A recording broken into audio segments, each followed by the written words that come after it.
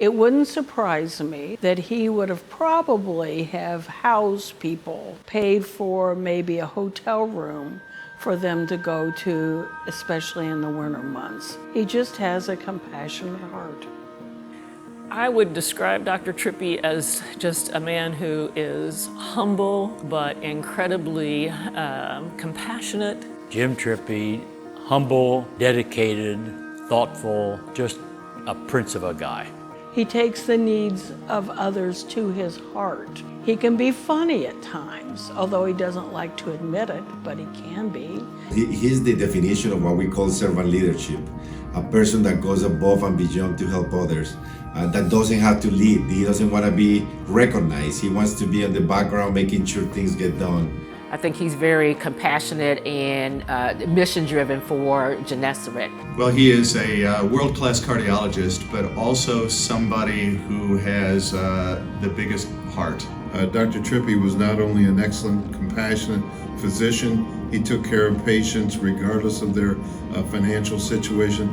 He's just an incredibly good guy. So passionate about both his professional work, but this work that he does, I think it's the love of his life, this heart work that he does for Gennesaret Free Clinics. I think when I first started volunteering, I volunteered on the mobile van. I remember we first pulled up and parked the van in front of the flag park where we were going to be seeing people, and instantly all these people just appeared out of nowhere.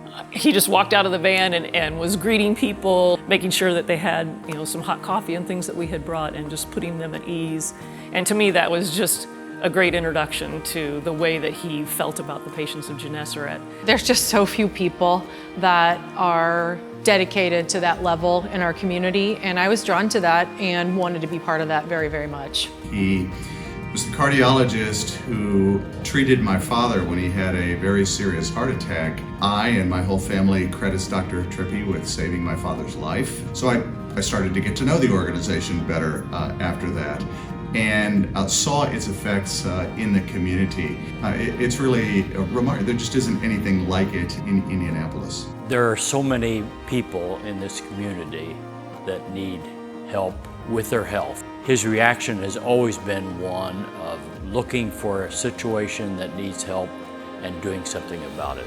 In the last, maybe 5 years or less, in the medical profession, sort of one of the hot topics has become patient-centered care. But I think Dr. Trippi, in founding Gennesaret, that's what it was all about, patient-centered care. He saw the need, not while he was working at his medical office. He saw it as he was volunteering in a soup kitchen. I've been told many times over and over how many times him personally has been involved with taking care of patients, going the extra mile, not only on the medical side, but anything that they need. 35 years ago, Dr. Trippi worked up the courage to ask the first guy, how do you get health care? And he admitted, I don't. And Dr. Trippi kind of took it from there. One of the moments I remember while working in the cardiac catheterization laboratory is that I answered the phone and a person on the other line said, "This is the White House calling and I'm trying to reach Dr. Trippi." My response to that was, "Sure you are," and I hung up the phone. 5 minutes went by and I happened to answer the phone again when it rang. He begged me not to hang up the phone because President Bush had nominated Dr. Trippi and Gennesaret Clinic to be one of his 1,000 points of light.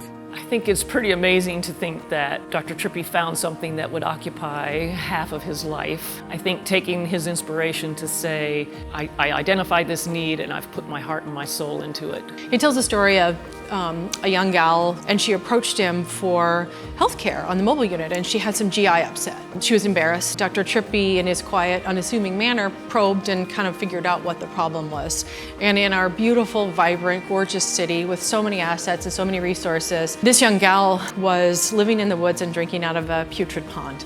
Dr. Trippi just talks about that, and you can tell that just literally broke his heart. I would say from Dr. Trippi, yes, always look at the big picture and the vision, but never forget the patient that we're actually serving. The people would stop and thank us, sometimes with tears in their eyes, because they had no other place to go. In the hospital setting, a lot of times we would see people come in, receive medical services, and then it would be like a revolving door because they would go back out, they go into unsafe situations. I think Dr. Trippi saw that and helped us to really closed that revolving door by making sure that patients had a safe place to recover. He's somebody who really is able to relate to everybody in all walks of life. He can be pushy at times. At times he drove me up the wall. But we were partners in crime, always. If we all, as even non-physicians, would think about, how we could be more compassionate to each other, look out for each other, I think the world would be a better place. Thank you, Jim, for everything that you have done for this community. I don't know if you realize how much people's lives you have changed.